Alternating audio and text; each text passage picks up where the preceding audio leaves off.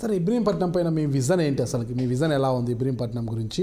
2019లో మీకు టికెట్ వచ్చి మీరు గెలిచి అధికారంలోకి వస్తే మాత్రము ఇబ్రహీంపట్నాన్ని ఏ విధంగా తీర్చిదిద్దాలనుకుంటున్నారు? ఇబ్రహీంపట్నానికి ఎటువంటి అభివృద్ధి కార్యక్రమాలు చేయాలనుకుంటున్నారు? అసలు ఇబ్రహీంపట్నం ప్రజలకు మాకు ఆనుకొని ఉన్నటువంటి నియోజకవర్గం ఇప్పుడు హయాత్ నగర్ మండలే వాళ్ళకి ఎగ్జాంపుల్.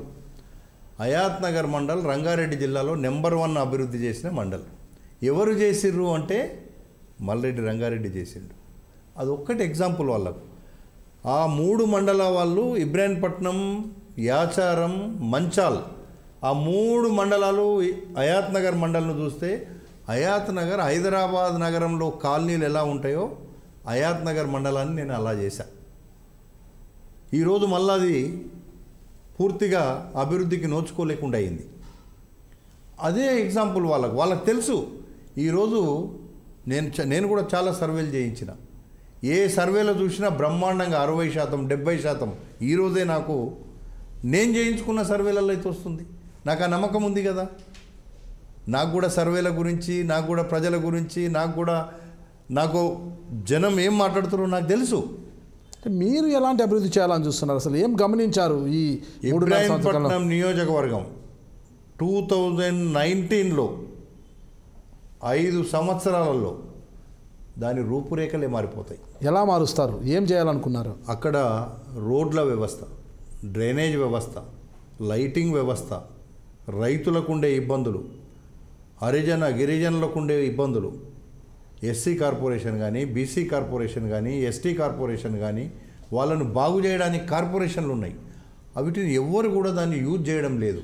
చేస్తున్నామంటున్నారు. నామినల్గా చేసినంత మాత్రాన కాదది. అదొక విజన్తో చేయాలి. ఈరోజు ఇబ్రహీంపట్నంలో ప్రాపర్లో మున్సిపాలిటీ ఉంది. ఆ మోరీల ముందు కూర్చొని తింటారు అక్కడ ఉండేటువంటి మా పేద ప్రజలు. ఇబ్రహీంపట్నం ప్రాపర్ హెడ్ క్వార్టర్లో గడిచిన 10 సంవత్సరాల దగ్గర ఈయన వచ్చి ఆ మోరీల ముందు కూర్చొని తినేవాళ్ళు ఎవరు? మన ఓటర్లే కదా, మన ప్రజలే కదా. ఒక్క రోజన్నా పోయి వాళ్ళ గురించి ఆలోచించి పాదయాత్ర చేసిన పాపాన పోలేదు. పోతే వాళ్ళు బిరుగ పట్టేస్తారు, నువ్వేం చేస్తున్నావు అని అడుగుతారు. ఆ భయానికి పోరు. సమస్య ఉన్న దగ్గరనే లీడర్ అనేటోడు పోయి నిలబడాలి. సమస్య లేని దగ్గర నేను చేసినంటే కుదరదు. అదే సరి అయినటువంటి పనితనం. సమస్యల పరిష్కారానికి నేను రోడ్లు వేసినా, లైట్లు వేసినా అన్నంత మాత్రాన చాలదు. నీ ఇంటి ముంగట, పేదోళ్ళ ముంగట ఏముంది? అక్కడ పందులు, కుక్కలు, ఎలుకలు ముంగట తిరుగుతుంటే, వాళ్ళు కూర్చొని తింటుంటే అక్కడ పోతే బాధ అనిపిస్తుంటుంది. అది గ్రాస్ రూట్లో ఉంటోనికి తెలుస్తుంది. ఇప్పుడు ఎవడన్నా అడిగితే నేను అన్నీ చూస్తున్నా, నేను అన్నీ పోయి చెయ్యండి. మరి చేస్తే మీకే ఓట్లు వేస్తారు వాళ్ళు. వేయకపోతే నీకు ఎందుకు ఓట్లు వేయరు? మల్రెడ్డి రంగారెడ్డి ఇండిపెండెంట్ అభ్యర్థిని పెడితే నీకు అన్ని పార్టీలను కాదని పోటీగా ఎందుకు నా క్యాండిడేట్ వచ్చిండు? ఏ పార్టీ రాలే కదా. ఆడ కమ్యూనిస్టు పోటీ చేసింది, బీజేపీ పోటీ చేసింది. మల్రెడ్డి రంగారెడ్డి నేషనల్ లీడర్ కాదు కదా. మరి మల్రెడ్డి రంగారెడ్డికి నేషనల్ పార్టీలను కాదని మల్రెడ్డి రంగారెడ్డి తమ్ముని పెడితే ఎందుకు వచ్చినాయి ఓట్లు? ఇవన్నీ అంటే అనుభవంతో చెప్తున్నా నేను. మల్రెడ్డి రంగారెడ్డి మీద ఎంత నమ్మకం ఉంటే ఇండిపెండెంట్గా ఒక అవతలి పార్టీ క్యాండిడేట్ను ఢీకొనగలుగుతాడు. అదే మల్రెడ్డి రంగారెడ్డి ఉంటే 1,00,000 ఓట్లు నాకు వచ్చేది. 40,000, 50,000తో గెలిచామని ఇండిపెండెంట్గా కూడా. అంటే నాకు తెలుసు, నేను 5 ఏళ్ళు కష్టపడ్డా ఆ నియోజకవర్గాన్ని ఏం చేయాలనేది. నేను 2009లో పోగానే దేవేందర్ గౌడ్ వచ్చాడు. ఆయన జిల్లాకు మంత్రి ఉండే. కొన్ని ఓట్లు రకరకాలుగా ఈక్వేషన్స్ మీద మారిపోయినాయి.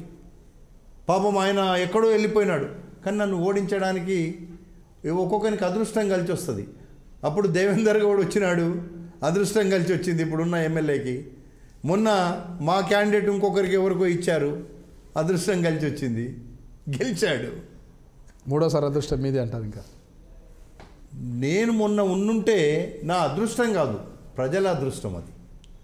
నా అదృష్టం. నేను మంచిగా ఉన్నా. నాకు ఎమ్మెల్యే లేకున్నా, మంత్రి లేకున్నా, నేను రాజకీయం లేకున్నా నేను హాయిగా ఉన్నా. భగవంతుడు నాకు మంచిగా చాలా చల్లగా చూస్తున్నాడు.